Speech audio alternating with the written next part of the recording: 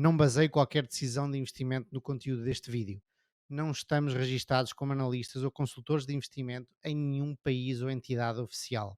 A informação prestada neste vídeo é de caráter geral e informativo e não constitui aconselhamento financeiro.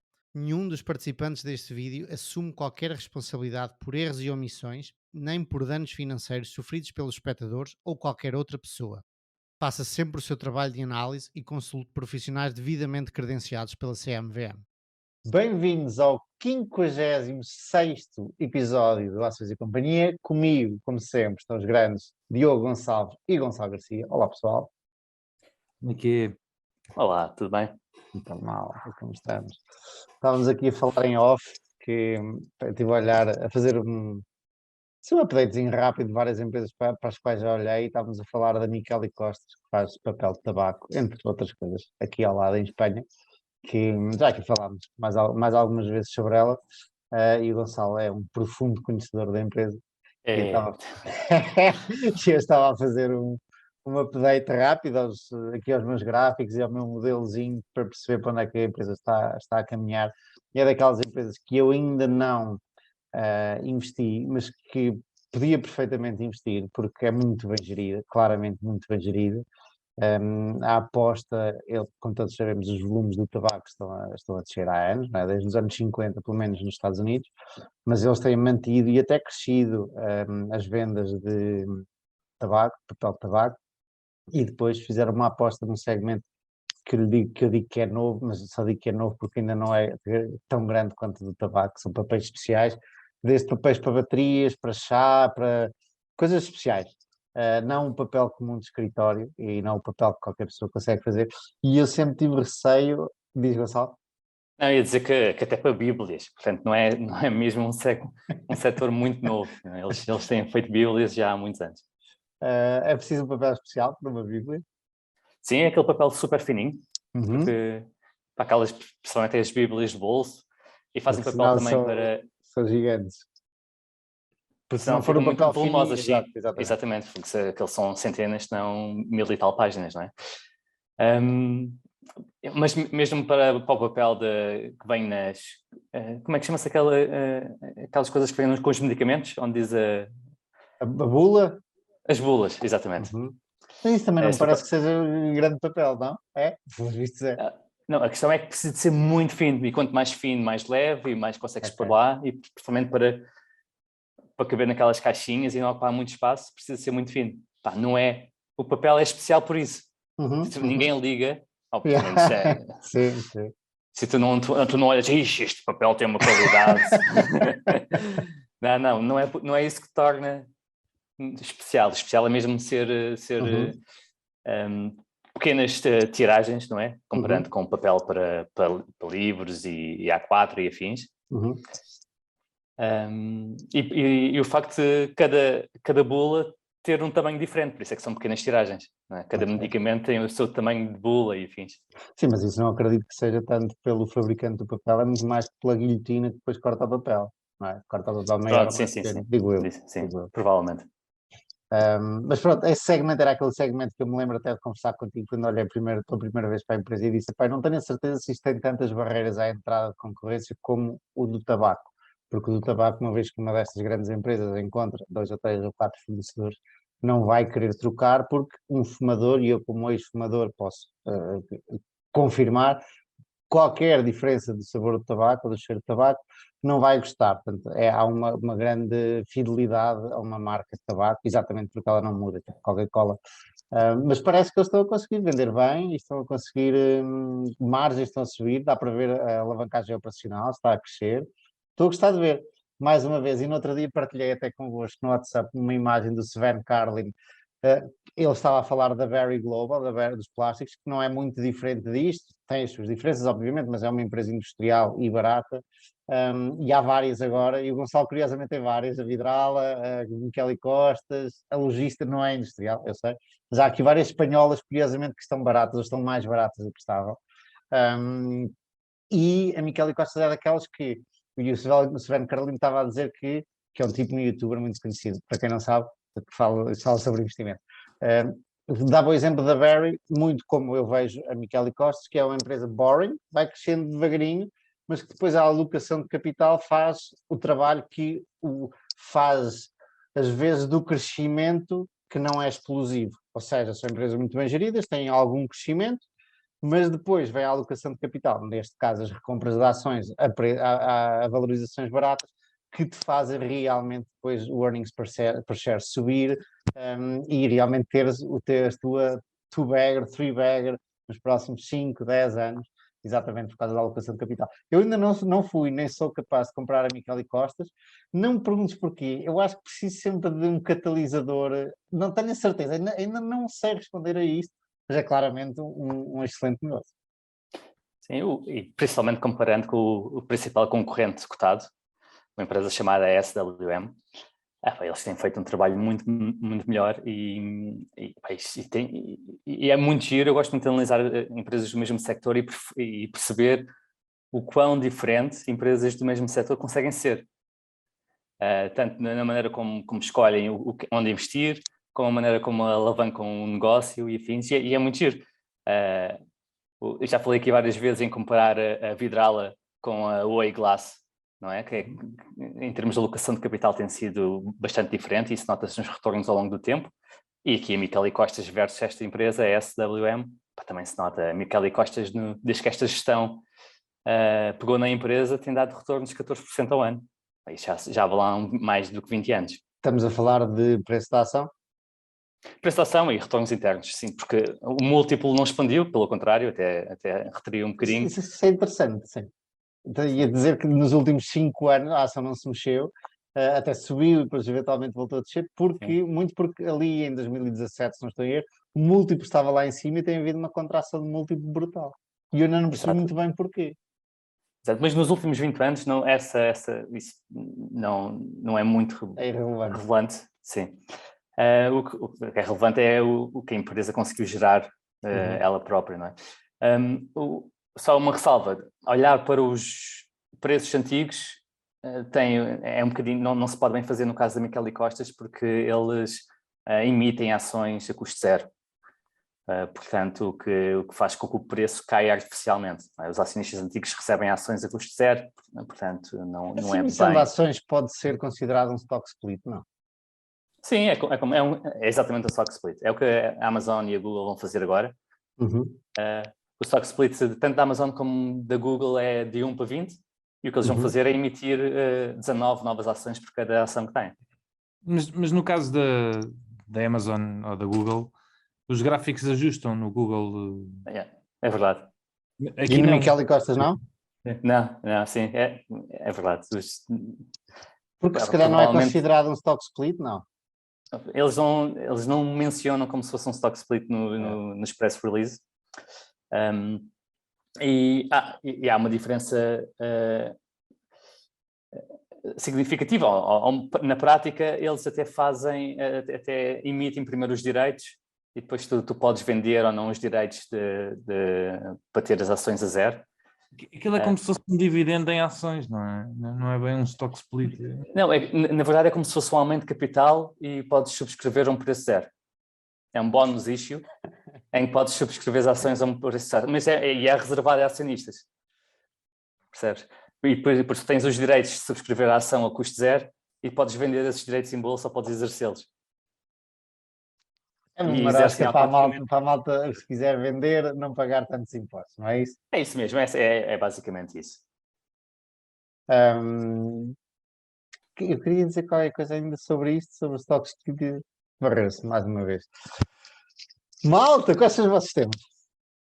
Gonçalo. O meu tema, vou falar sobre vantagens competitivas, mais uma vez, mas aqui do ponto de vista das vantagens competitivas assentes em ser o standard da indústria. E vou falar sobre a Moody's e sobre outra empresa que não conhecia, mas provavelmente tu, Manuel, conheces bastante bem, chamada Autodesk. Conheces? Sim, claro. Faz o AutoCAD, entre muitas outras coisas, o AutoCAD, agora é o Revit, mas o Autodesk, o AutoCAD sempre foi o programa de arquitetura e também de alguma coisa de engenharia. Exatamente, é o standard. E da mesma forma que É que a Moody's é o standard das obrigações. E pego num artigo da Eagle Point Capital, exatamente sobre Standard Based Modes. Isso é muito interessante porque eu ultimamente, lá está, li uma coisa no outro dia pelo Ian Castle e gostei muito e fiquei a pensar que ele estava a dizer, pá, eu ando à procura, curiosamente eu tenho várias empresas que ele tem, eu ando à procura normalmente de empresas únicas, ou seja, que não há mais nenhuma que faça a mesma coisa que aquela empresa faz. Ou eventualmente podem haver, mas não há hipótese nenhuma. São quase monopólios. Coisas únicas. Seja porque, por exemplo, vamos dar um exemplo de uma Canva Ver que faz uma produtora de fertilizantes no Brasil, que concorre com, eu não sei dizer em português, o Potash, que são fertilizantes vindos da Rússia, e o Brasil é o maior importador de fertilizantes da Rússia, e claramente dá jeito de ter fertilizantes logo ali ao lado. E há um tipo da nossa idade, que é o Cristiano Veloso, que descobriu para lá um monte inteiro com um pozinho que dá para fazer fertilizante, e ele claramente está numa posição única, porque também não tenho a certeza de toda a indústria de fertilizantes no Brasil, mas eu acredito que ele seja dos poucos a produzir localmente, até claramente uma empresa que eu já ando assim para aí há 2 anos, já perdi 10 vezes, uma 10 bagger já, e eu não investi nela, porque eu conheço o Brasil e sei que quando tudo que pode dar errado, dá errado, o que é certo é que tem dado certo, curiosamente. E pronto, e uma das coisas é essa, empresas que podem Consegues ser ir lá? únicas. Consegues porque a empresa está cotada em Londres, não estou em erro. Ou em Londres ou no Canadá. É assim, mas acho que o gajo é esperto, como estudou fora, percebe que os investidores estão muito mais lá fora do que dentro do Brasil e foi cotá lá fora. Mas pronto, isto para dizer, interessante, muito bom. Grande tema. Diogo, o teu tema? Eu venho trazer os mercados nas duas guerras mundiais, na primeira e na segunda. Desenvolvimento. Muito bom, muito bom. Sim, senhor, muito bons temas. O meu tema, Esperemos que não vejamos os mercados na Terceira Guerra Mundial, pelo menos em vida. E o teu tema, Manuel? O meu tema muito rápido. Eu sou sincero, dava-me a apetecer mais falar sobre empresas do que procurar artigos e por daí a ter comentado já aqui Micaela Costa, estava assim com vontade de falar sobre ela e estou com vontade de falar sobre o Gurani também.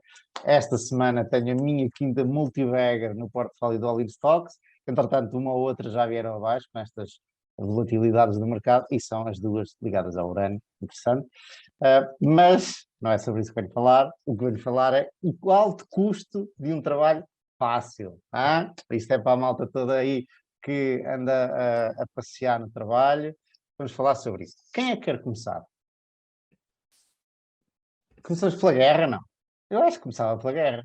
Diogo Gonçalves, queres começar? Posso começar. O meu tema também tem muito pano para muitas mangas, mas eu vou tentar ser curtinho a falar disto. Basicamente é um tema que vale a pena um bocado olhar, não é? Para o que é que se passou não só nas últimas guerras, mas em todas as épocas de guerra, mas essencialmente na primeira e na segunda, porque foram dos momentos mais marcantes, né, na história do último século, e perceber o que é que se passou em termos de mercados a nível global. Portanto, basicamente, o artigo que eu menciono mostra todos os bear markets que houveram, né, desde o início do século. Nós tivemos 11, mas ele não conta com o do ano passado, 12, portanto 12 e tal, se bem que pronto, 2020 não é bem um bear market. E neste momento, não é? Principalmente acho que a Europa já entrou outra vez em bear market, os Estados Unidos ainda não, mas pelo menos a Alemanha já caiu mais de 20%.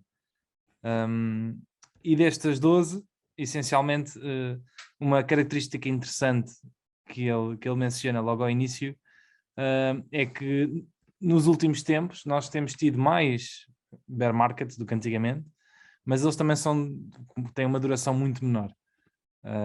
Já o Rob Vinal dizia isso. Curioso.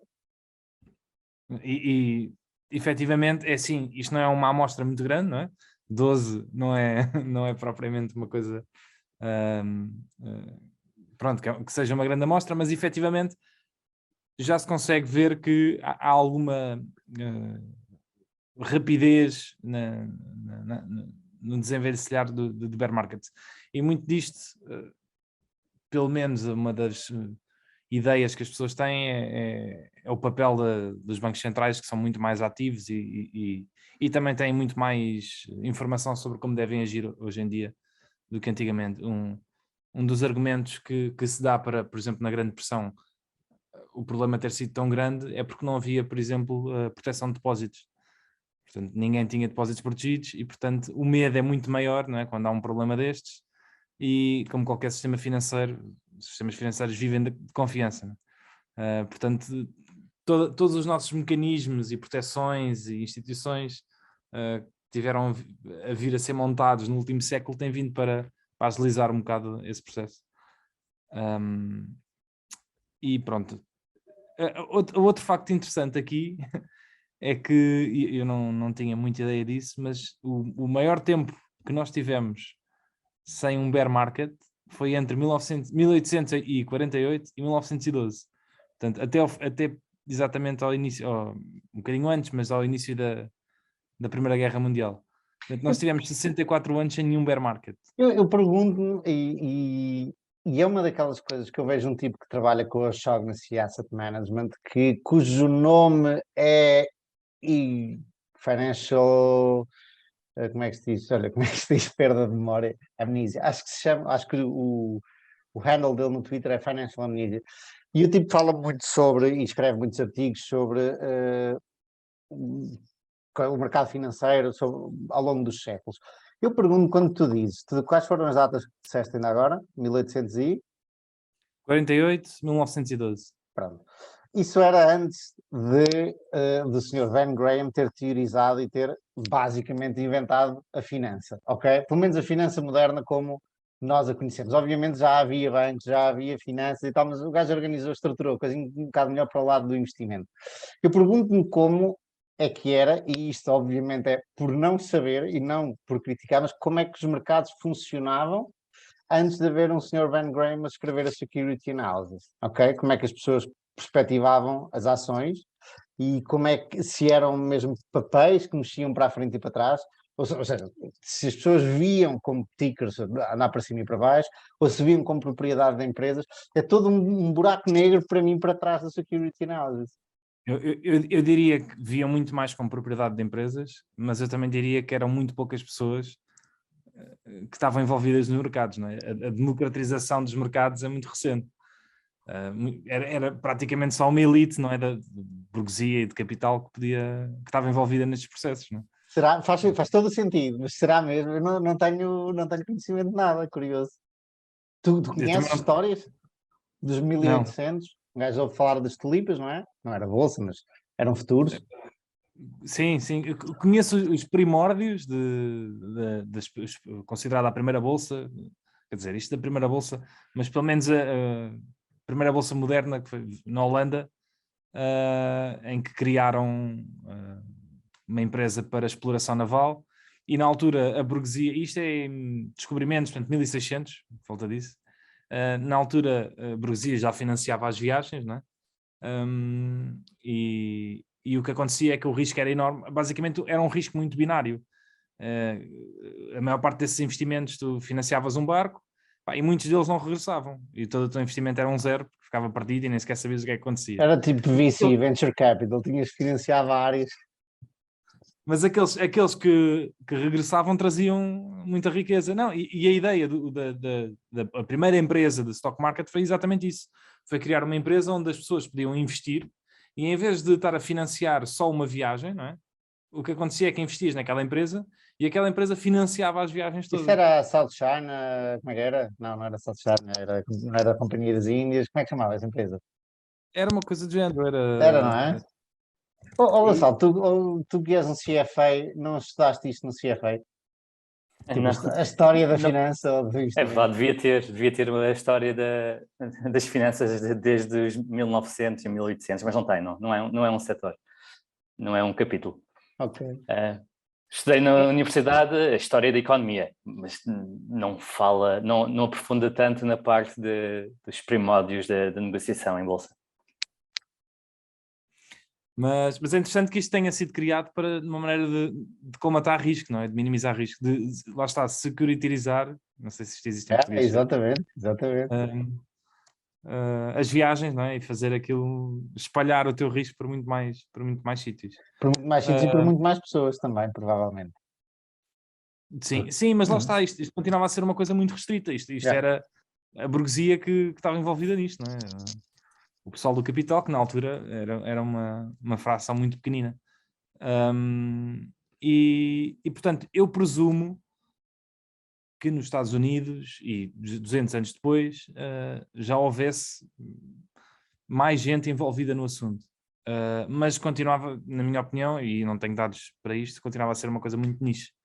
E portanto, eu acho que eles viam isto muito mais como participações em empresas. Até porque lá está, isto não era fácil transacionar, tipo, não era uma coisa que tu vias a variação dos preços a toda a hora, não é? Era uma coisa que era feita em papel. Portanto, eram processos muito mais demorados, mas que, por outro lado, dava-te mais a sensação de ownership sobre as coisas. Era uma boa altura para investir, suponho eu, porque faz lembrar o Buffett nos primeiros tempos, tipo, como as coisas ficavam, a informação ia devagarinho e muitas vezes tipo, havia, e no tempo do Graham, não é? Havia as netnets, havia montes de coisas tipo, que hoje não fazem sentido nenhum porque a informação passa muito rápido e a indústria financeira é gigante, não é? E nessa altura o potencial de mispricing, de mal precificação, devia ser bastante grande e quem perdia algum tempo à procura disso, se calhar podia se safar bastante bem. Não, até as contas das empresas eram difíceis de encontrar. Precisavas de ir a um sítio requisitá-las, não estavam disponíveis na internet. Era mais ineficiente, sem dúvida. Provavelmente também não tínhamos a tecnologia, não é provavelmente, também não tínhamos a tecnologia contra nós, porque hoje em dia tudo à nossa volta nos incentiva a aumentar o turnover, né? O que também não é nada benéfico para a classe de investidores. Mas, por outro lado, provavelmente também, quer dizer, isto agora se calhar vou dizer alguma baboseira e aqui não tenho a certeza, mas era mais fácil se calhar de haver fraudes. Mas se calhar não. Eu diria que sim, hoje é tudo muito mais regulado, não é? Eu diria que sim. Sim, é possível, sim, mas por outro lado, antes se calhar também era mais pessoal, ou seja, tu não ias investir numa coisa que se calhar, quer dizer, se calhar havia, mas que estava no outro lado do mundo e que nunca tinhas ouvido falar. Eu lembro, olha, a minha avó, isto foi há 2 gerações atrás, dizia-me, um dos poucos conselhos financeiros que a minha avó me dizia era tu nunca sejas fiador de alguém. Eu não sei porque é que a minha avó me disse isto, mas claramente alguma coisa correu mal, não é? A ela ou ao meu avô, alguém. E lá está. E parece-me que aqui há 2 gerações atrás havia a figura do fiador, que hoje, acho eu, é mais usada, por exemplo, quando queres arrendar uma casa e para tens que arranjar alguém que sirva como garantia ou garantidor da coisa se tu falhares, mas eu tenho a ideia que na altura se usar era uma figura mais utilizada e mais frequente do que hoje em dia. Acho eu, pelo menos assim no dia a dia das pessoas comuns. Não estou a falar da alta finança. E tudo isso não é regulado, não é? É uma coisa, confia em mim, eu conheço alguém, eu vou-te emprestar dinheiro, depois pagas-me lá à frente e tal.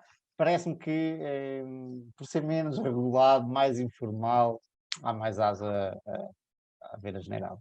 Digo eu. Ora bem. Continuando então, com a guerra. É isso. Portanto, nós, em 1912 nós vimos do maior bull market da história, não é? 60 e tal anos em que não houve nenhum bear market e os mercados mundiais picaram ali em 1912. E isto é 2 anos antes do despoltar da guerra. É engraçado que não foi no momento da guerra, mas foi ali 2 anos antes. E uma das coisas interessantes que eles falam aqui é que em 1914, não é? quando se dava o início, a maior parte dos mercados fecharam.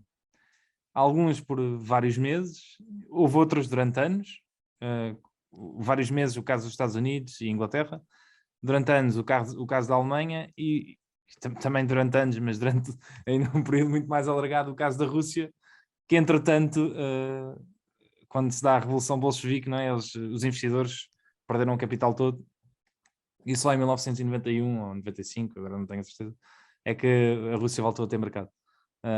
Portanto, nós aqui temos de tudo, não é? Desde meses a anos a terem sido completamente wiped out. Mas isto para demonstrar que é algo que, se calhar, nos tempos modernos nós não temos essa... Não era um risco que, se calhar, tínhamos muito em conta, mas os mercados podem nem abrir, lá está, podem estar fechados durante anos, ou podem estar fechados durante meses. E, portanto, uma pessoa, se investir a pensar no curto prazo, lá está, corre sempre o risco de não ter liquidez porque simplesmente não pode fazer nada. E nós, neste momento, estamos a assistir um bocado isso no mercado russo, né? Já está fechado há 15 dias ou 3 semanas. E eu diria que há uma alta probabilidade dos investidores, pelo menos internacionais, virem a perder o seu capital todo. Ainda hoje... Não sei se viste, mas houve empresas russas que tinham anunciado dividendos antes da guerra começar e que estavam quase a entrar em ex-dividend day e pronto, teoricamente iam pagar os dividendos. E até o dia antes, muitas delas, até o dia antes de entrar em ex-dividend day, não tinham cancelado o dividendo e acabaram por fazê-lo. Portanto, ainda houve aquela será? Ok, o mercado está fechado, mas se calhar ainda vou receber alguns dividendos. Não. Aparentemente não.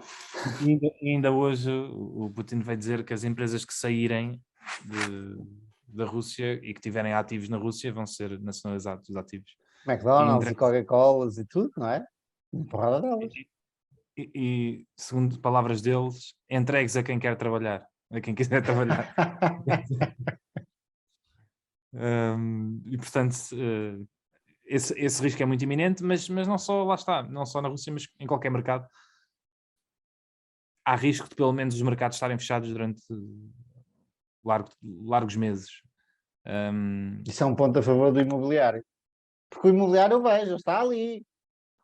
É? Sim, mas o imobiliário, se tu quiseres vender hoje, dificilmente também vendes amanhã ou daqui a uma semana, também demoras algum tempo. E às vezes também meses e anos. Pelo menos ao preço que tu queres. mas sim, efetivamente... Eu diria que lá está, eu diria que todo este tipo de coisas pode ser um abre-olhos ou pode ser uma maneira das pessoas perceberem que lá está, que não estamos ali a comprar e a vender coisas no ar, mas que é um ativo e que devemos pensar tipo, nas empresas como um ativo de longo prazo. Eu louvo essa tua perspectiva, mas eu acho que essas pessoas que tu estás a falar, que são se calhar mais ignorantes sobre o que é uma ação, que é um título de participação numa empresa, acho que o exemplo que estamos a ver não vai fazer as pessoas ficar mais convencidas de que é uma participação numa empresa e é uma coisa segura. Acho que vão ficar exatamente a ver uma coisa que, epá, olha, se fosse eu a ter lá o meu dinheiro já tinha ficado sem ele. Eu acho que eles veem mais isso, digo eu. Lá porque não podes transacionar, ou pelo menos em bolsa. Não, porque efetivamente é um bocado isso, porque na prática tu também podes, não é? Eventualmente, mesmo com os mercados fechados, tu se encontrares algum privado que queira, não é? Podes vendê-lo. Oh, Diogo, mas tu tens essa off-market. percepção, aquelas pessoas, genericamente, de quem estavas agora a falar, não têm essa percepção que tu tens, não é? Eu não estava a falar de ninguém em particular. Não, estava a falar de pessoas que acham que a bolsa é um casino e que anda para cima e para baixo e que não tem relação com uma empresa que está por trás e com o negócio que está por trás. Pelo menos foi o que eu entendi do que disseste. Essas pessoas eu acho que não vão ver melhor a coisa por a bolsa fechar, acho eu. Não sei, eu para mim, eu vejo melhor, ou isto é algo que me Faz pensar. faz pensar melhor sobre isto, não é? Para os outros eu não faço ideia, eu não quero saber o que é que os outros pensam, pensar, isso é com cada um. Mas para mim, lá está, é importante, isto porque tudo o que nós, lá está, todo o mundo financeiro, não é? Tem incentivos para que nós transacionemos mais e andemos aqui sempre, e por isso também todas as notícias, as mensagens, a ideia e de gerar pânicos ou gerar emoções quanto maior volatilidade, maior transações, etc., quem ganha olha, é de giro e e a Interactive Brokers, exato, esse é que beneficiam muito com isso. Mas pronto. Segunda parte que eu achei interessante em relação a isto na Primeira Guerra foi que a maior parte dos mercados não caiu muito durante a Primeira Guerra. Ali durante 1912 até 1918, o mercado caiu 6%, o mercado mundial caiu 6%. Portanto, a queda foi muito ligeira. Mas nos anos a seguir... Mas desculpa, só uma parte, mas isso é ajustado pela inflação ou não? É porque a inflação nesse período foi brutal. Isto é ajustado pela inflação. Ok, se caiu só 6% ajustado pela inflação. Sim. Uau, o problema ok. Portanto, se foi calhar nos subiu. anos... Pois? É possível, sim. Sim, deve ter subido, claro, a inflação foi grande. A inflação foi tivemos uma depreciação de 50% de moeda, ou seja, foi de 100% entre 1914 e 1920. Por ano? Não. Não. Total. No total. Ou seja, em 6 anos os produtos duplicaram de preço. Né? Tudo o que tu querias comprar estava ao dobro do preço. Então o índice subiu quase 100%. Teve que subir bastante. É possível, sim, mas de qualquer das maneiras... Só perdeu 6% em valor real. E se a inflação foi de 100%, já subiu 90%. Possivelmente, ele aqui não diz, e eu não te sei dizer se está ajustado dessa maneira ou não. Mas ele diz que, lá está, o que ele diz é que caiu 6% nesses anos, portanto não houve uma perda particular associada com a guerra. Onde houve uma perda foi nos próximos anos, nos 3 anos seguintes, que o mercado a seguir caiu 36%. E, portanto, que fez uma queda de 40%. Não Pois ajustado, agora, ele não depois ajustado. no fim faz não ajustado, o que ajustado daria uma queda de 69. Mas que praticamente a queda toda acontece depois da guerra e não nos anos de guerra. Mas depois Peraí, também não, entramos logo peraí. numa Segunda Grande Guerra. Não, isto é bastante antes da... estamos a falar de 2019, 2021 2000? e ainda vem 2000, os 3 anos a seguir. Portanto, a guerra acaba em 2018, estamos a falar de 19, 20 e 21. Estamos a falar de 1918. Exato. A Segunda Guerra só começa Em 18 anos depois, né? Tem 39. Antes sim, disto ainda temos tens a grande depressão dos anos 20. Exato, ainda tens os Roaring Twenties, né? Ainda tens os loucos, pelo menos nos Estados Unidos, os loucos anos 20, em que o mercado vai crescer 400%. Depois tens a grande depressão e depois é que começa a Segunda Guerra. Mas, portanto, o interessante, e eu não consigo muito bem fazer a analogia do porquê, é um mercado efetivamente ter caído no pós-guerra e não no momento de guerra. E houve efetivamente uma depressão, uma recessão no pós-guerra, e também, se calhar, muito mais pela ideia de que seria muito mais difícil reanimar a economia. E quando dizes mercado, ele olha para os Estados Unidos ou olha para o mercado global do mundo? Ele olha para o Mundial e depois, neste caso em particular, ele tem o francês, o inglês e o alemão a mostrar os dados. Claramente o alemão foi o que caiu mais, não é? Devido a ter perdido a guerra, não é? Mas ele, na verdade, eu até acho que ele ao início faz uma distinção deste World Index, excluindo os Estados Unidos, mas eu não tenho certeza. Ok, mas pronto, aqui os 2 fatores a retirar, na minha opinião, é inflações extremas, não é? O que provocou, obviamente, uma perda a quem não estava a investir em nada, em quem tinha capital, mas só tinha dinheiro, claramente viu o seu património desaparecer. E em termos de queda de mercado, eu não acho que tenha sido assim propriamente nada de outro mundo. Agora, convém estares do lado do vencedor de qualquer conflito que seja, porque no caso da Alemanha claramente foi o mais afetado. E isto também é uma coisa que se verifica na Segunda Guerra, apesar de a Segunda Guerra ser um bocado caricato em termos de mercado dos Estados Unidos e no mercado alemão. Pronto, finalizando isto, depois vem o tal, os Roaring Twenties. Desculpa, porque é que dizes que foi caricato? Foi caricato porque Então, saltando agora essa fase, portanto, temos um período logo a seguir que os mercados sobem muito, depois temos a grande pressão e depois entramos na Segunda Guerra. E é interessante ver a diferença, por exemplo, entre o mercado americano e o mercado alemão. O mercado alemão, basicamente, desde o momento em que Hitler assume o poder, foi praticamente sempre a subir até 1942. E isto, muito provavelmente, a ideia aqui seria a ideia de que os alemães provavelmente iriam vencer a guerra, ou estavam bem posicionados para vencer a guerra, e que, portanto, apostar o dinheiro do lado certo da Alemanha, na Alemanha seria apostar o dinheiro do lado certo, principalmente quando há as invasões em França, do Blitzkrieg, etc. Há uma grande euforia em que os mercados sobem brutalmente.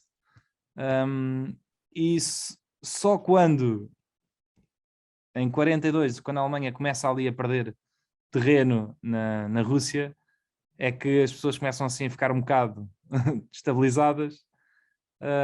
Basicamente aí o mercado efetivamente volta a fechar durante uns poucos tempos, e depois só volta a abrir depois da Alemanha perder a guerra, e basicamente abre com o mercado a cair 80%. Portanto, não foram um wipe out, mas foram praticamente, né, perderam a maior parte do seu dinheiro.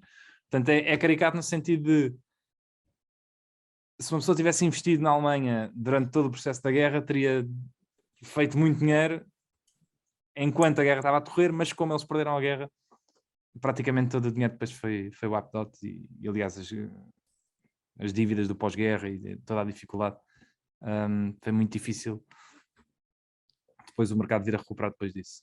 Agora passaram duas coisas pela cabeça, Diogo, que uma era porreiro ver um gráfico interativo da bolsa, do mercado, seja Estados Unidos, seja Europa, seja mundial, em que tu ias clicar nos pontinhos importantes e te dava uma descrição ou um link para um artigo sobre o que é que se tinha passado, o que é que estava a acontecer ali, e quando começa a guerra, quando acaba a guerra. E depois ia fazer uma chamada aqui aos nossos ouvintes, se houver algum programador aí a ouvir que queira fazer isto, tu és programador. Isto era uma coisa interessante para fazer, que era assim. Parece dar um bocadinho de trabalho. E então, olha, isso vem exatamente ao encontro do meu artigo. Muito bom, muito bom. Ainda bem que disseste isso. Mas era para, quer dizer, dá um bocadinho de trabalho, como? Tipo, se tiveres que. Primeiro não há pressa nenhuma para isto. E depois podes começar com 4 eventos, com as grandes guerras e com mais qualquer coisa. E depois vais preenchendo. Não, a questão principal é tratamento de dados, não é? Muitos desses dados que estamos a falar. Alguém já deve ter feito. Alguém já deve ter esses dados. Sabes? Por exemplo, este artigo que o Diogo está a falar, este tipo vai ter que haver um índice que não existia da Bolsa em 1800 e tal e 1900 e tal. Porque o S&P 500 só começou há pouco tempo. Exato. Portanto, alguém já fez esse trabalho de certeza. Sei procurar e dizer, olha lá, se faz favor. Sim, mas havia, eu não sei quando é que começou, havia o Dow Jones, na verdade o índice usado antigamente, mais usado era o Dow Jones. Eles nem chamavam índices, eram os averages. Eu acho que também houve outro, que agora não me estou a lembrar se era o New York Times Average ou uma coisa assim, já depois perdeu com o tempo, mas também havia outro índice na altura usado, mas eles chamavam averages. E também já falámos aqui, acho que foi o O'Shaughnessy, que foi recriar o índice S&P 500 antes mesmo dele existir, porque os gajos são todos quant lá na empresa dele, antes mesmo dele existir foram como se ele já existisse 20 anos antes da sua criação, e para recriar realmente o mercado. Tanto de certeza que alguém já fez essa parte de recolha da informação. Em retrospectiva, o mercado americano acontece exatamente o oposto, que é o pico mais baixo em 1942, logo a seguir ao ataque de Pearl Harbor, em que, por algum motivo, achava-se que eles iam perder a guerra e que estavam desfavorecidos, e depois quando há essa mudança de paradigma, em que afinal se percebe que não estão a perder, ou que não vão perder, o mercado vai por aí acima. Portanto, exatamente numa relação inversa ao mercado alemão. E depois nunca mais para. Vai sempre aí a subir. Mas isto para dizer que em ambos os casos não achei. O único caso perturbador foi o caso russo, não é? Isso obviamente que seria muito complicado e o que me remete à questão é, acho que é importante diversificar os investimentos mesmo a nível de países. Eu acho que aqui há vários riscos até associados, mas um deles seria obviamente nós estarmos totalmente investidos num país, tem sempre riscos acrescidos de acontecer uma coisa deste género e a diversificação não deve ser só em empresas, mas deve ser também em setores, deve ser em geografias, senão não é uma verdadeira diversificação. A pessoa está diversificada, mas depois todas as empresas são empresas industriais espanholas, lá está. É muito provável que ele tenha alguma correlação, né? Se correr muito E mal. em ativos também. Eu tenho pensado nisso. Se devia ter todo o meu dinheiro em ações ou não. Sim, sim, sim. Mas aqui eu tenho bastantes industriais, muitas delas portuguesas e espanholas. Não foi nenhuma Mas crítica a ti. eu sei, mas uma coisa É só para é. fazer um pivô para aquilo que estávamos a falar em off, sem cortar o tema dele. Foi muito bom, pá. Assim, mas uma coisa é a empresa ser cotada naquele país, o que não diz exatamente que os ativos daquela empresa são naquele país, ou até se as vendas são naquele país. Isso é verdade, mas muitas empresas russas também atuavam fora da. Ou seja, isso não é aí que está o risco, não é? Também está nas duas coisas. Exato, está nas duas coisas. Esse é um dos exemplos que também se fala muito da China, investir em empresas chinesas é um problema, porque nunca sabe o que é que vai acontecer. Mas depois, a pessoa se calhar tem no portfólio a Apple que 30%, não é 30%, mas pá, 15% da faturação é na China, né? Portanto, é um bocado incongruente, né? Muitas vezes. É óbvio que o risco não é o mesmo, porque num dos riscos é binário, lá está, de te retirarem aquilo, e o outro é só perder 15%, né, de faturação. Mas, exato. Mas, por exemplo, pegando na China, e temos algumas empresas chinesas cotadas, desculpa, pegando na Rússia, e temos algumas empresas russas cotadas em Hong Kong, uma grande, a Russal, cota em Hong Kong, e podes transacionar ao dia de hoje. Faz o quê? Alumínio essa? Alumínio, exatamente. Aliás, é a maior empresa de alumínio do mundo. E tu consegues negociar perfeitamente. E, aliás, enquanto muitos dos ADRs perderam 90%, 99% do seu valor até deixar de cotar nos Estados Unidos, esta só, entre aspas, perdeu 40% desde o início do ano. Ok. Aí a questão será mais se o facto de... É óbvio que aqui não dá para saber, mas o facto de ser americano ou europeu possa prevenir ou de ter, ou de receber dividendos, ou de qualquer coisa desse género. Certo. A questão principal é, se tiveres via cotações na Rússia e o regulador russo puder te impedir de cortar o teu link entre a empresa, não é? É um bocadinho mais arriscado do que ter via, pelo menos aos dias de hoje, do que ter via Hong Kong, não é? Portanto, o risco país pode não ser só o risco país, pode também ser o risco legal dos contratos que tu tens para ser dono daquela empresa. Sim. E eu acho que aqui é óbvio que estamos mais protegidos, pelo menos é óbvio no meu ponto de vista, que estamos mais protegidos no Ocidente do que na Rússia ou mesmo na China. Uma das questões interessantes foi um gráfico que o Ross Cullen Ross, não sei, que pôs lá no Twitter, que era sobre o home biases, sobre o facto de quantidade de investidores que investem só em empresas nacionais, e a Rússia, 95% dos russos só investia em empresas russas. Dos ativos de ações que tinha, só tinham ativos russos. Portanto, eles claramente foram os mais penalizados com a queda da bolsa, foram russos. Queda da bolsa e da moeda. Exato, nas duas questões. Porque se estivessem em dólares em empresas americanas, pelo menos, quer dizer, fugiam às duas coisas e até beneficiavam. Eu tenho ações da Prozis, né? Já disse aqui, e a Prozis tem 2 negócios na Rússia, um deles inteiramente é uma empresa russa, que é a Mail.ru. É uma espécie de motor de busca, basicamente. Não é bem, mas faz um papel de Google lá da Rússia. E eles automaticamente rescindiram, os diretores rescindiram com a empresa e eles fizeram um write-down do investimento no ativo, mas não fazem ideia, na verdade eles continuam a ser detentores das ações e não fazem ideia do que é que vai acontecer àquilo. Eles vão tentar fazer o melhor possível para os acionistas, mas basicamente é um write-down, não é? Neste momento está a zero no balanço.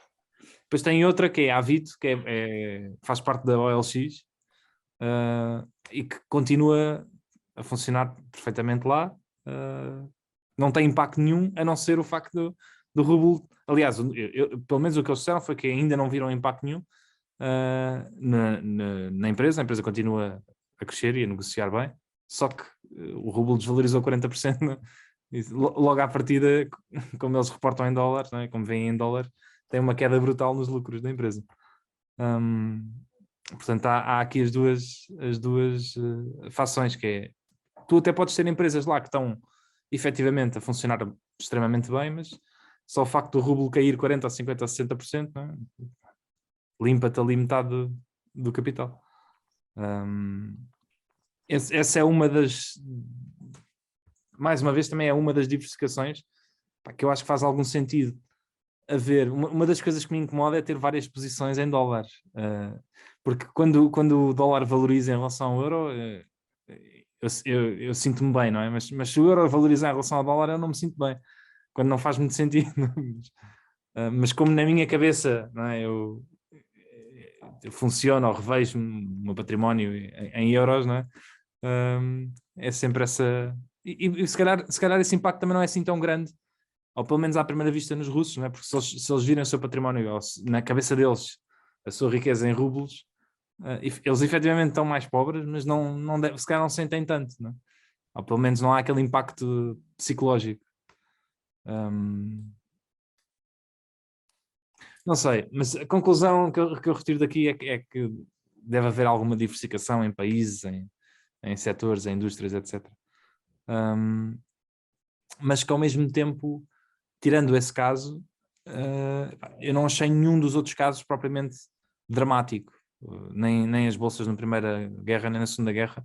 Mais dramático é a inflação do que propriamente os mercados. O objetivo principal é defender o poder de compra, não é? E a inflação também retirou grande coisa. Outro, não sei se leste um artigo que o Rei Dalio escreveu, exatamente, e pega muito no que aconteceu nas guerras anteriores, em termos de mercados bolsistas. Ela incluiu um outro caso, que é o caso japonês. E no Japão também perderam mais de 90% do capital depois, quando as bolsas reabriram. A indústria deles ficou completamente dizimada. Isso faz lembrar uma coisa, e já agora aproveito para mandar aqui um abraço ao Nuno Rodrigues, que é um ouvinte nosso que nós conhecemos nos Açores, tanto eu como o Gonçalo, e que nos vê muitas vezes, e manda mensagens e liga-me. Vocês disseram isso e disseram aquilo, é porreiro. E ele costuma comentar aqui, epá, e olha, e eu por falar nisso tenho que comentar mais aqui os comentários dos nossos ouvintes. E ele estávamos a falar das empresas que o Buffett comprou das japonesas, não sei se vocês se lembram, as trading houses. Pá, e eu lembro-me na altura de pensar, eu devia ir ver isto, devia ver estas empresas, porque a malta comentou, mas eu nunca vi ninguém realmente interessado em estudar aquelas empresas. E se não estou em erro, o Buffett até as comprou a custo zero, porque eu lembro-me de levantar dívida em ienes japoneses e ser, acho eu... Capital zero, sim. Juros zero, não foi? A juros zero, é. Pronto, portanto, ele nem sequer pôs lá dinheiro, portanto é interessante. Pá, e estão todas a correr bem. Porque o Nuno estava a falar, não sei porque falámos dessas empresas, acho que ele tinha ido dar uma vista de olhos, e estão todas a correr bem. E eu tenho pena, se calhar não teria investido, não é? Como na maior parte das empresas para as quais olho, mas tenho pena na altura não ter ido ver. Tipo, este gajo está a investir ali porque, primeiro porque tinha capital zero, não é? Tinha custo zero. Não, mas a Berkshire tem custo zero para tudo. O float custa zero. Está bem, mas neste caso específico... Neste caso, eu acho que ele usou a dívida em ienes porque pagava zero e também para fazer o hedging cambial natural. Portanto, assim nem sequer estava exposto ao hedging. E porque podia também, não é? Sim, claro. Mas interessante e correu-lhe muito bem e pelos vistos estão aí e pelos vistos, eu não sei se vocês souberem bem qual é o negócio das empresas, por favor comentem, mas pelos vistos são até bons, se forem mesmo casas de trading, tanto faz se os commodities sobem, descem, elas vão, quer dizer, se subirem até vão ganhar mais dinheiro. Elas fazem um bocado, elas fazem essa coisa, mas acho que o Pois. principal não é ser em trading puro. Eu acho que tem a ver com importações e exportações do país, ou seja, comprar ao exterior. Import-export. Era aí Exato. que eu, quando dizia trading, era isso, a isso que eu me referia, se calhar não fui claro. Mas pronto, mas lá está, estás a ver, tipo, se há inflação, e agora porque estamos num momento que parece que a inflação está aí, elas acabam por ganhar mais, porque à partida ganham, suponho eu, consoante, não é, o que compram e o que vendem. Portanto, interessante. Ele tem várias players nos últimos tempos que têm sido altamente bem-sucedidas e que, pá, e que mostra que claramente ele não perdeu o jeito. Por exemplo, na altura na Occidental, toda a gente estava a refilar com ele, né, em 2020, quando ele primeiro fez a preferred share, mas depois a empresa teve mesmo mal e andava-lhe a pagar em ações, ou seja, não tinha Os cash, juros. Yeah. exatamente, não tinha cash para lhe pagar, portanto emitia ações para lhe dar. Pá, e ele estava a dizer que tinha sido muito má a escolha do Buffett, pá, e aquilo já triplicou ou quadriplicou de valor desde março de 2020. Pá, é uma dessas, a Kruger também é outra que também já mais do que duplicou. Quem é Kruger? É supermercados, acho eu, lá nos Estados Unidos. Kroger, ok. Kroger, exato. Eu gosto também de investir na Kroger, ok. Sim. Pá, assim uma data de coisas que tem-lhe corrido lindamente bem. Pá, e empresas que ninguém dá nada por aquilo. Quer dizer, O que a tu não Occidental, olharias. exato, a Occidental até dizem que ela fez um negócio horrível, não é? E que aquilo tem má gestão e que mas efetivamente, olha, ele também teve lá está, era preferred shares e não eram ações normais e também era uma vantagem. Mas pelos vistos tem corrido tudo bastante bem. Nós estamos a alongar-nos. Queres fazer considerações finais em relação ao teu tema da E guerra, Deus? é isto. Sim. Quem é que vai agora, Gonçalo? Quer dizer? Só mesmo uma conclusão final ao tema do Diogo. Também no artigo do Rei Dálio, ele olha para outras coisas, como por exemplo ver quais os lados aos países que fizeram, que fecharam os mercados, e como o Diogo disse há pouco, os Estados Unidos foi o único que não fechou, ou fechou durante um curto período de tempo, os outros tiveram bastante tempo fechados. Depois olhou também qual foram os países que fizeram controlos nos preços dos ativos, e todos fizeram, incluindo os Estados Unidos. Os países que restringiram quem tinha os ativos. O que é que quer dizer com controlos? Uma das coisas que fazem logo é banir o short selling, não é? Pois ele aqui não diz exatamente, ele diz quais foram os países que fizeram asset price controls, não sei, é muito lato e ele não explora exatamente o que é que ele quer dizer com isto. Depois olha também para os países em que restringiram quem é que podia ter ações, ou seja, direitos de propriedade, quem é que restringiu direitos de propriedade, e todos os países restringiram. E aliás, como estamos a ver agora também, não é? O facto, há muita restrição aos direitos de propriedade de russos, aliás, há alguns russos que estão a ser forçados a vender as suas coisas, e muitos, nomeadamente casas de luxo e barcos e afins, estão a ser confiscados. Daí a Ferrari vir abaixo. Daí a Ferrari. FX controls, todos os países fizeram, controlaram a sua moeda, meteram limites ao controle à negociação da moeda. A taxa marginal máxima de imposto passou para todos os países acima dos 60% e nos Estados Unidos passou para 94%. Limites à nova emissão de obrigações ou ações e afins, aconteceu em todos os países, exceto nos Estados Unidos. E limites nos lucros das ações, dos lucros das empresas, aconteceu também em todos os países, incluindo os Estados Unidos. Mesmo as empresas nos Estados Unidos tinham um limite em relação a quanto lucro podiam ter, o que é incrível. E é isto, esta é o meu apanhado no final, é mesmo para mostra o quão agressivo as coisas podem ficar num ambiente de guerra em que defender o mercado de capitais, pelo menos nestas alturas, claramente não era uma prioridade e dificilmente será se chegarmos a lá outra vez. Bom, e podes É comprar continuar, casas. É comprar casas. podes passar já para o teu tema, Gonçalo. Bora lá. Então, É Arcerox? o nosso... Estávamos a falar há pouco em que é o aumento do preço da energia, principalmente do gás natural, tem sido brutal, e principalmente para as empresas europeias, e a Acerinox já teve mesmo que fechar fábricas de fabricação de aço, uma em Cádiz. E li também que há algumas papeleiras em Itália que também tiveram que fechar, porque o que gastavam em energia era mais caro do que o que recebiam pelas resmas de papel, que é incrível também. Portanto, claramente estes preços de energia estão a ter e vão ter um grande impacto em todo o tecido industrial da Europa.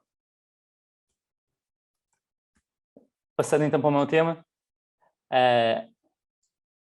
como disse há pouco, o meu tema tem a ver com vantagens competitivas assentes em ser o standard da indústria.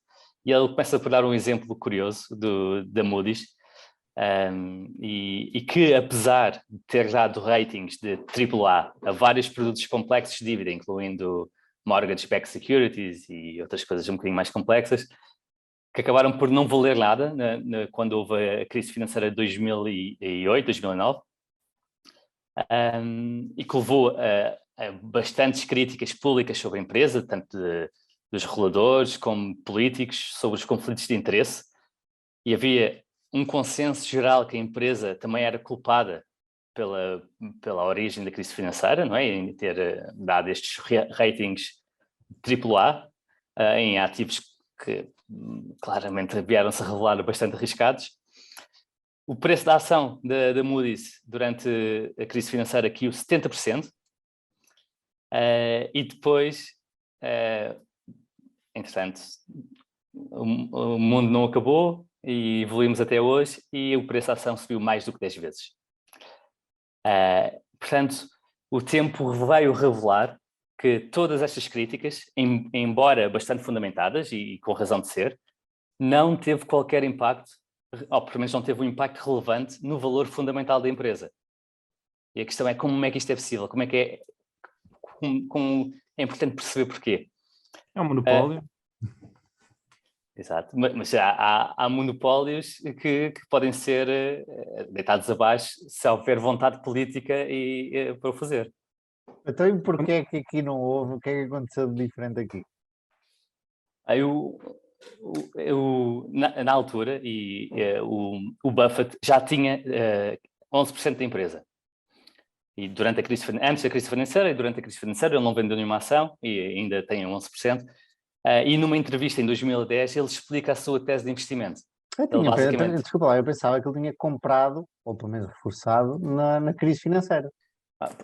Pronto, não sei se ele reforçou ou não. Ele tinha antes e continua a ter depois, não sei se aproveitou para comprar mais algumas durante a crise financeira. Ele diz que a explicar a tese de investimento, ele diz que é um oligopólio natural, em que a Moody's, S&P e a Fitch se tornaram o standard para os ratings, não é? E basicamente são portagens nas emissões de dívida, basicamente cobrar um bocadinho do custo de cada emissão. Eles são portagens de toda a emissão de dívida em obrigações e que cotam em bolsa, e portanto é uma ligeira portagem. E com a vantagem de não ser mutuamente exclusivas, no sentido em que quando uma empresa emite uma obrigação não precisa de contratar só a Moody's, ou só a Fitch, ou só o S&P. Pelo contrário, há muitas que até contratam as 3 ou só 2, portanto elas nem sequer precisam de combater entre si para ganhar negócio. Isto porque, obviamente, o custo de um rating é muito baixo quando estás em comparação com a emissão da obrigação. também é muito difícil replicar.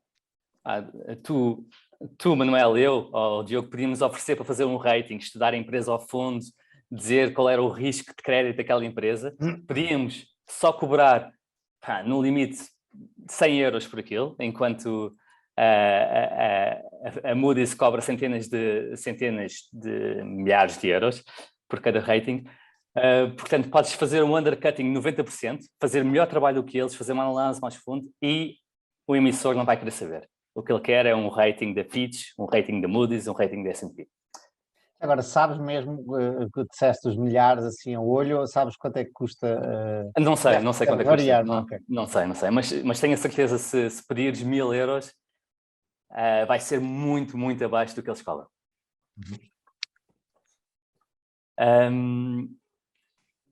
E isto porquê? É mais ou menos, é fácil perceberes que não há muitos negócios assim no mundo. Não há muitos negócios em que um competidor pode oferecer o preço a 50% ou mesmo a 10% do que tu cobras e tu ainda continuas com aquele negócio. E isto é um mote, é uma vantagem competitiva espetacular. A razão de existir este standard é porque os reguladores precisam garantir que bancos, seguradoras, fundos de pensão, investidores de retalho, tenham alguma forma de se proteger contra o risco de investir em dívida. Portanto, é necessário haver um sistema de classificação, os tais ratings. E toda a gente sabe que são de longe, estão muito longe de ser perfeitos, não é? Mas este sistema de ratings permite aos reguladores perceber o nível de risco sobre as coisas que os bancos e os seguradores têm no seu balanço. E com base nisso, definir requisitos de capital portanto, é muito importante haver um sistema de classificação que seja consistente e que permita comparar diversas instituições. É brutal, um grande negócio. É um grande negócio. O risco de não haver, colocando-nos nós próprios no lado do regulador e dizemos, estes ratings não fazem muito sentido porque são demasiado simplistas e já se provaram que não funcionam bem em algumas crises financeiras, mas o risco de dizer, agora não há ratings, é deixar as instituições financeiras fazerem as suas próprias classificações. O que por si só traz mais riscos acrescidos, não é? Porque pode levar a assumirem riscos indevidos e aumenta a probabilidade de haver abusos e de haver ainda mais crises financeiras. Achei muito curioso. Portanto, é um mal menor. É um mal menor, exatamente. E é incrível que por a vantagem competitiva ser tão forte, que ultrapassou toda a política que estava contra ela, ou seja, toda a opinião pública que estava contra ela e não teve repercussão nenhuma. Imagina que outro negócio é que a função principal da Moody's, por exemplo, a função principal é avaliar a risco de crédito e dizer quanto é que avalia. E avalia todas as mortgage-backed securities de subprime em AAA, todas, ou pelo menos várias tranches. E isto vale zero, acaba por valer zero. E eles foram uns dos culpados da bolha, nem tanto da crise. Depois essa crise foi uma consequência, mas da bolha. Exatamente. E sofrem um dano reputacional enorme. E mesmo assim, tu olhas para os resultados da empresa e não se nota, é incrível. É de facto notável. Outro exemplo, e este provavelmente estás bastante familiarizado, estávamos a falar há pouco, o Autodesk, que ele também fala no artigo, e é espetacular, e está a sofrer agora, e já vamos explicar porquê, porque é que eles estão a sofrer, mas, basicamente resumindo, é uma empresa de software design, usada sobretudo por arquitetos e engenheiros, e é dona do Revit. Tem excelentes retornos sobre o capital, o fluxo de caixa, ou seja, o cash flow por ação aumentou 35% ao ano nos últimos 5 anos, porque eles fizeram uma transição de um modelo baseado em licença para agora um modelo baseado em subscrição, há mais uma SaaS. As vendas são altamente recorrentes e têm só um churn de 3%. É mais baixo que o Netflix e a linha direta que eu achava que tinha um churn baixo, tem um churn de 8%. Portanto, eles têm um churn ridiculamente baixo. Só perdem 3% das vendas recorrentes de ano para ano. Ganhando outras, não é? Outros negócios. Mas a Autodesk, em vez de chatear os reguladores como a Moody's fez, resolveu andar a chatear os clientes. De tal forma que 17 firmas de arquitetura, ou empresas de arquitetura, decidiram enviar uma carta ao CEO a queixar-se do aumento de preços e da ausência de inovação do produto. Basicamente, a Autodesk não atualiza o produto e ano após ano está sempre a aumentar preços. Deixa-me fazer uma interrupçãozinha. Tu estavas a dizer que é por causa do que o produto é o Revit e é agora o produto é o Revit que fazes a casa ou o edifício em 3D e depois aquilo dá-te uma quantidade de informação, quantos tijolos gastas, uma quantidade de coisas assim. Mas antes, durante décadas, foi um produto chamado AutoCAD, que ainda hoje é muito usado pela grande maioria dos escritórios de arquitetura, que é só um desenho assistido por computador. Tu desenhas linhas, em vez de criares um modelo 3D virtual, desenhas linhas só e desenhas plantas e alçados e isto tudo. E eles habituaram-se a isso ser o gold standard, portanto não precisaram durante décadas, lá foram fazendo alguns tweakzinhos e tal, mas é tipo Windows, vá. Habituaram-se a tipo, pá, não há charme, tipo, ninguém vai mudar, não há grande concorrência, agora já há muitas versões grátis e até online e tudo.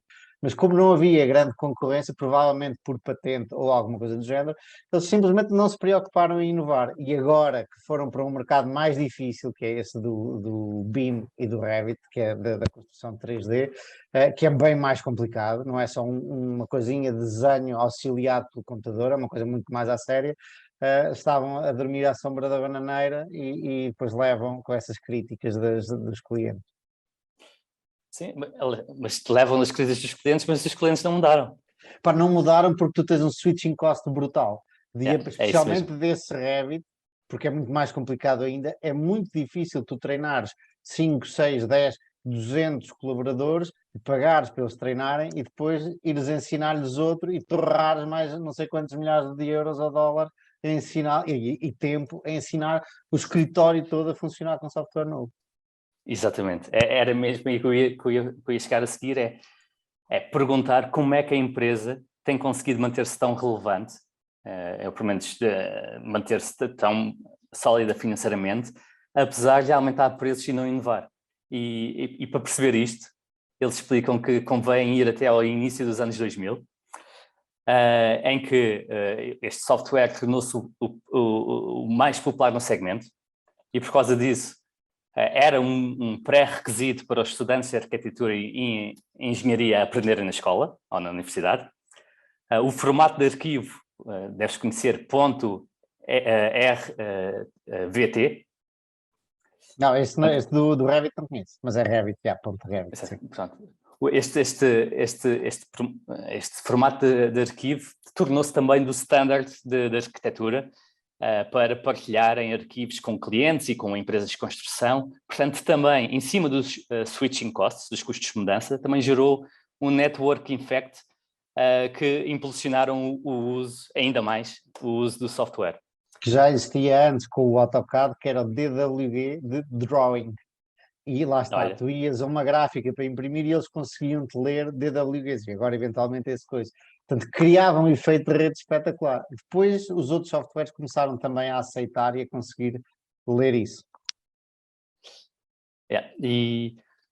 Portanto é espetacular e é espetacular perceber que parece que quando as empresas beneficiam de oferecer estes produtos, na prática têm enormes custos de mudança e têm network effects, as empresas podem safar-se mesmo quando subinvestem e aumentam preços. Portanto, pode estar um macaquinho a gerir aquilo, para que a empresa... Outra clássica é a Bloomberg, que montes de gente... Eu nunca usei um Bloomberg, tu provavelmente já usaste, Gonçalo. Eu usei, sim. Que montes de gente diz, isto é tecnologia dos anos 90, já devia haver alguém a fazer uma coisa muito mais user-friendly e não há, por isso simplesmente. Eventualmente há uma ou outra, mas ainda nenhuma tão potente como a Bloom, como os terminais e como o sistema da Bloomberg. É muito parecido. aquilo não é o user-friendly, mas dizem que eles agradam todos os clientes, eles estão sempre em cima dos clientes a dizer, pá, o que é que tu gostavas que nós fizéssemos para te não sei o quê, e que sempre a criar novas features que na prática não servem para nada, servem para te agarrar àquilo, não é? Mas que não te tornam um melhor investidor. Mas andam sempre ali a criar novas coisas.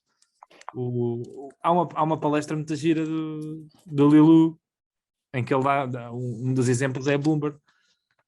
Como exemplo da empresa que se tu encontrares e puderes... A Bloomberg é privada, não se pode investir, mas um dos exemplos de empresas que se tu encontrares cedo e puderes investir, aquilo é para nunca largar. Que aquilo... Lá está, são empresas únicas, pá. Por acaso esta da Autodesk não é única, e até vos dou o exemplo, agora fui ver. Eu aprendi na universidade, aprendi outro software que é concorrente do Revit, e na altura toda essa tecnologia que se chama BIM, Building Information Model, era nova. Ainda se usava o Autodesk, que era com o AutoCAD, que era com linhazinhas e tal, e não se criava o modelo 3D.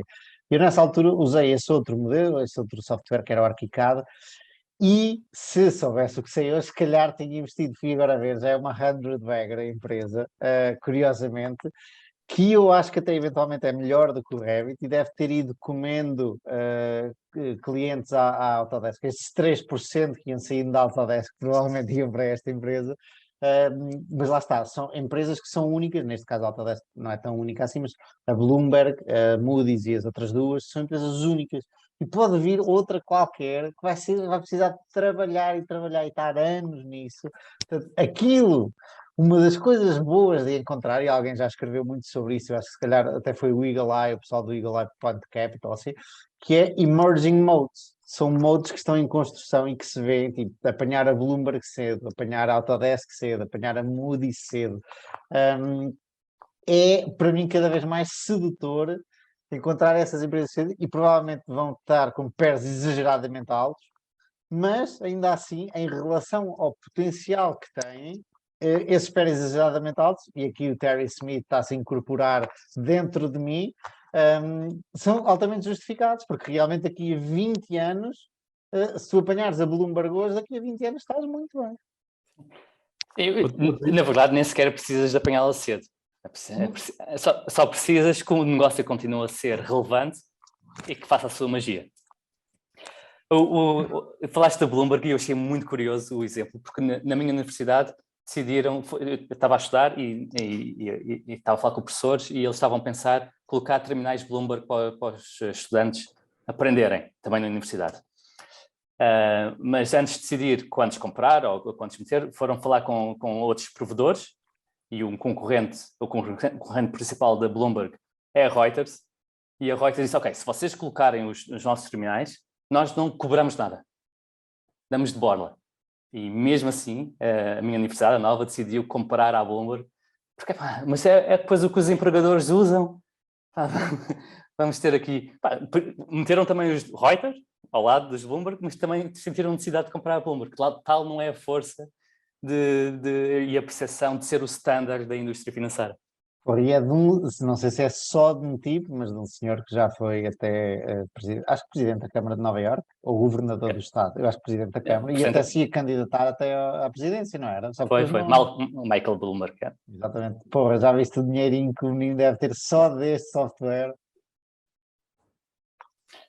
Tu tens outra área assim do género, que eu trabalhei quando era miúdo na faculdade, que a fazer nas cadeiras de eletrónica, a desenvolver circuitos de eletrónica, aquilo é um duopólio, que é a Cadence e a Synopsys. E o Patrick ainda agora na Business Breakdowns, um dos últimos é sobre a Cadence. E aquilo basicamente é um duopólio, tipo, não há outra hipótese, tu ou vais usar Cadence ou vais usar Synopsys na indústria. E todos os chips são desenhados lá. E aquilo eu diria que aquilo é quase impossível de recriar, porque aquilo são softwares super complicadíssimos, porque aquilo aquilo envolve leis da física e leis de eletrónica e coisas que não é qualquer pessoa que sabe programar que consegue fazer uma coisa daquelas. E os gajos já andam a melhorar aquilo há 40 anos. E o que é que fazem as empresas? Que eu não consegui entender. Aquilo são softwares para tu desenvolveres circuitos integrados, eletrónica, chips. Ok. Imagina, hoje em dia há muitas empresas, eu diria que até a maior parte das empresas já não produz chips, não é? Entrega às chamadas foundries, não é? Que normalmente é a TSMC, lá de Taiwan, há mais umas quantas, mas o que a maior parte das empresas faz, o que a Nvidia faz, o que a AMD É faz, desenhá-los, é é desenhá-los. desenvolvê-los. E a questão do desenhar é, tu podes desenhar no papel, mas depois como é que tu sabes que aquilo vai funcionar como tu queres, não é? E este software tem lá as leis todas físicas e as leis todas químicas, etc. Pá, e aquilo reproduz-te exatamente o que é suposto funcionar na realidade. Portanto, É uma a tua ideia, simulação. Ok. a tua ideia que está na cabeça, tens que passar para lá. Pá, e se aquilo funcionar lá, vai funcionar. E só depois é que mandas para a fábrica para fazer, porque senão é um custo enorme. É como o Revit da Autodesk, é a mesma coisa, só que é mais Exatamente, mas complicado. pronto, para a área de eletrónica. Pá, e só há estas duas empresas. E a única coisa é que elas têm o mercado todo, não é? Portanto, aqui o que tu tens que ver é se acreditares que elas vão conseguir continuar a crescer porque vai haver mais chips no futuro, não é? E a partir eu acho que vai. E se vão conseguir aumentar o preço dos produtos. Enquanto a indústria, e agora entra aí o que tu achares, as tuas perspectivas, mas enquanto a indústria continuar a crescer, continuar a fazer mais chips e eles continuarem a conseguir aumentar preços, que vão conseguir, pelo menos essa parte, eles vão estar a crescer aqui ad eterno. E são são empresas SaaS com margens de 90% e a crescer ad infinito, porque ninguém vai conseguir criar. Duvido muito que haja alguém que consiga criar um software melhor que aqueles. Se tu acreditas nisso, compraste a empresa? Não, e isto é interessante porque eu conheci a empresa na faculdade, andei a mexer com ela. Pá, era uma empresa que eu via-me perfeitamente a perceber, lá está, e a poder comprar.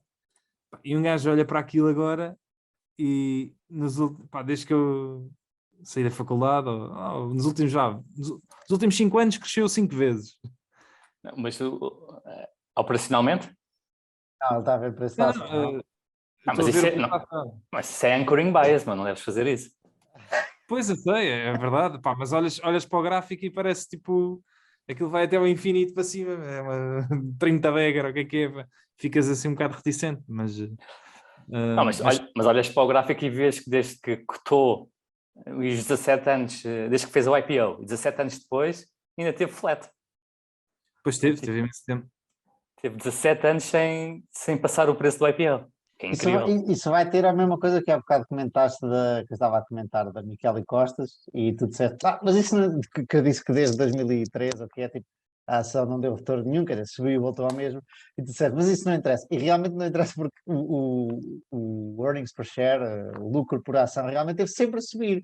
A questão é que, psicologicamente, um gajo que tem aquela ação desde 2013, por acaso não é 13, acho que é para aí 14 ou 15 ou 16, mas desde aí, tipo, há 6 anos e a ação sobe, mas depois desce e tu estás outra vez na mesma. Ei, opa! Tens uma mitigante, não é? Que a Michele Costas paga dividendos. Portanto, Ok. estás a receber 4, 5% ao ano. Ok. Pronto, tem alguma mitigante que, no caso da Cadence, os 17 anos que teve flat foram mesmo 17 anos flat. Não sabes, eu não faço ideia. Duvido muito que tenham pago dividendos. Não sei se pagaram dividendos. Não sei, mas isto também há 10 anos ou há 15 anos a história também não era... Eles não eram os únicos, entretanto eles ficaram os únicos na indústria. Olha, então peraí, e agora a pergunta que se põe é, e porquê é que não compramos já a Unity? A Unity é claramente a mesma coisa. E claramente a indústria vai explodir. Não é? É a única, ou é? Há duas, não é? A Unity e outra qualquer, como é que se chama a outra? Que é Epic, não é? Unreal Engine, mas era Epic. Pronto, por isso compras Tencent. Depois são detalhes técnicos, isso já são trocos, mas está claramente aí outro caso, a indústria vai crescer brutalmente e estes gajos têm um duopólio. Porque é que não os compramos agora? Se calhar devíamos, eu não sei, eu nunca olhei, tipo, quem estiver a ver isto, o disclaimer, eu nunca olhei para ela, nunca, mas sei que são só duas que fazem É outra que eu já mexi nela, eu já fiz jogos a brincar, tipo na Unity, pá, nada de especial. Pá, conheço o software, pá, só que uma pessoa olha para aquilo, a Unity está a 25 vezes vendas, não é? Não é brincadeira. Mas efetivamente, eu acredito que ela tem um futuro super promissor. Agora, o que é que já não está priced in? Não sim, sei. Se ela crescer ao ritmo que está a crescer durante 10 anos, não está priced in. Está barato e vais fazer imenso dinheiro. Agora, eu não sei se isso vai acontecer, mas é interessante. Não, mas Tens eu mais estava aqui, eu estava a ver, a Moody's em 2008, 2009 esteve a 10 vezes lucro. Ok, portanto, essa seria mais fácil de comprar do que uma empresa que está a 20 vezes vendas. Mas coloca-te no mindset da altura, em que tu achas que eles foram um dos responsáveis da crise e que o regulador não vai deixar que isto se volte a repetir e não vai deixar que estes tipos vão pôr AAA em tudo. Também é verdade. Tu, na altura, podias fazer um bear case muito bem fundamentado, não? 10 vezes lucros. Tu dizes, estes foi os lucros que tiveram ano passado, sei lá se isto vai ser repetível. Fair enough. Não sei, é a mesma coisa e agora vê-se muito essa linha de pensamento com o Facebook. Facebook está a múltiplos tirando o cash, não sei o que, deve estar 13 perto, vezes, não é? 13 vezes. Abaixo mais baixo do que a ExxonMobil. Mais baixo do que uma empresa de oil and gas. Mas depois o argumento é, sei lá se esses lucros vão repetir. Sei lá se aliás, é muito parecido com o pessoal, principalmente o pessoal norte-americano, odeia Facebook, odeia Mark Zuckerberg. E, no entanto, usa um produto. Não é muito diferente do que com o AutoCAD e com Autodesk e afins. Aliás, Portanto, o Warren uma vez disse que é quando tu tens os clientes todos a falar mal de ti e continuam a ser teus clientes, é porque tens aí uma empresa associada. Tens um produto especial, não tens? Sim. E há poucas empresas mais odiadas do que o Facebook nos Estados Unidos. Isso é muito. E o Marco fala disso naquela entrevista que deu, naquele podcast grande, como é que é? O Freedom. Lex Friedman. Exatamente, Lex Friedman. Eu tenho que comprar uns óculos Quest, que é para usar. Vamos todos à tua casa fazer uma sessão. Aquilo não é muito caro, é mais barato que uma PlayStation. Aquele é altamente subsidiado. São 300 paus, não é? $300. Portanto, eu não sei como é que se importares, porque não sei se tem custo ou não. Mas... E este ano ainda saem uns muito melhores, uns high-end, que vamos lá ver o que é que vem daí.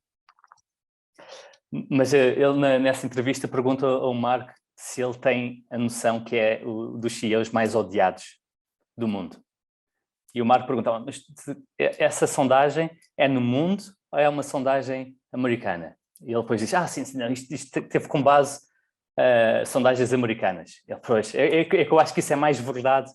E o Mark depois disse que acha que é mais verdade para a América do que para o mundo. E o que leva a crer que é incrível, que ainda assim, apesar de ser tão odiado, é um produto tão relevante para os americanos e para o mundo inteiro. Eu gostei logo ao início nessa entrevista que ele dá-lhe um papel e diz assim, faz um círculo à volta das bicicletas. E é tipo aquelas cenas que nós fazemos nos computadores para ver que nós não somos um robô. O CAPTCHA, o reCAPTCHA. Era um reCAPTCHA em que ele diz, antes de começarmos, faz um círculo à volta das bicicletas, dá uma folha com uns desenhos. E o gajo parece cyborg. Mas está muito gira a entrevista. Ainda não ouvi. E ouvi dizer que a partir dos 40 e tal minutos é que aparece essa parte de mais pessoal e mais, sabes, que toda a gente odeia, e que aí o gajo se vai, não sei se li que o gajo vai um bocadinho abaixo ou que se torna um bocadinho mais emocional. Quero ouvir isso. Falar nisso, também me falaram de uma muito boa, Tim Ferriss com Morgan Housel. Já ouviram? Já ouvi. Já ouviste? Eu só li o transcript. Vale a pena? Sim, mas são 3 horas. Vale a pena. Eu gosto muito de ouvir o Morgan Housel a falar, mas são questões mais genéricas, não é tanto investimentos em si. Sim, é psicologia. É mais filosófico. Exato, é mais Boa. filosófico. Acho que vou gostar disso. A minha preferida até hoje foi a do Naval, no Knowledge Project. De todos os podcasts, acho que foi o Naval. E foi o mais ouvido de todos desta malta e do Knowledge Project também. Não sei se vocês já ouviram alguma vez? Naval Não. Ravikant, o Anjos Filósofo, no Knowledge Project. Mano, é excelente, muito bom mesmo. E estávamos onde? Gonçalo, voltando ao teu tema.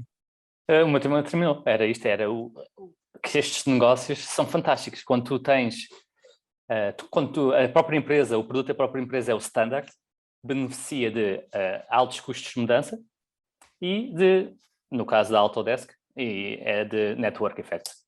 Consigo-me lembrar de alguns que estão a começar a ser isso. Alguns eu tenho as empresas, comprei as ações. Não tenho sempre a certeza desses que conheço que vão conseguir realmente crescer sem concorrência, mas consigo-me lembrar de alguns emerging modes assim. E se alguém que nos está a ouvir, que se conhecer empresas, especialmente que estejam assim, que já comprovadas que é o emerging mode e que nos queiram mandar, mandem-nos isso, que é para nós conhecermos e também podemos dar aqui um detalhe sobre elas. Diz, Gonçalo, pareceu-me que tu querias continuar. Não, mas sim, exatamente. Estavas a falar da Unity, claramente a Unity com a Unreal são o standard para o desenvolvimento de jogos, de software para os jogos. Há uma diferença entre a Unity e a Unreal para outros serviços tipo Bloomberg e Cadence, que é aquilo para funcionar, aquilo tem imenso potencial, mas eles ainda têm que fazer coisas na plataforma que elas ainda não conseguem fazer hoje. E eu não sei se isso vai ser possível, ou não sei quanto tempo é que isso vai demorar. Ou seja, obviamente são todas plataformas inacabadas, não é? Mas aquilo para vir a ser, para o VR, não é? Se começar a ser mais globalizado, é preciso ainda haver muita investigação, muito research e eles conseguirem fazer coisas que ainda não conseguem fazer hoje em dia. E isso é um risco acrescido. Porque não sabes quanto tempo é que vai demorar, não sabes se um dia sequer vão conseguir fazer ou se vão ser elas a fazer, não é? Quanto mais tempo demorarem, mais asas dão a outros poderem tentar. E isso não é bem assim com a Bloomberg ou com a Cadence. Eles continuam a melhorar, mas já têm a casa feita, não é? Fair enough. Justo. A Unity também já serve para muita coisa, mas em relação à indústria de VR, né, porque a Unity também serve para fazer jogos para a PlayStation ou para o telemóvel ou para o que é que seja. Mas em relação ao VR, ainda tem um caminho a percorrer. Justo. Eu, como não conheço assim tão bem como tu a indústria, aceito. Bom. Mas não há ninguém a fazer ainda, ok? E eles são provavelmente eles são os que estão melhor posicionados, eles e a Epic que estão melhor posicionados, mesmo com as dificuldades todas que possam haver, se calhar não haverá outros tão bem posicionados, mas também, lá está, é um bom argumento esse. E chegámos ao fim do episódio, já nos estendemos um bocadinho mais do que o normal. Até para a semana, malta. Até para a semana. Tchau, tchau.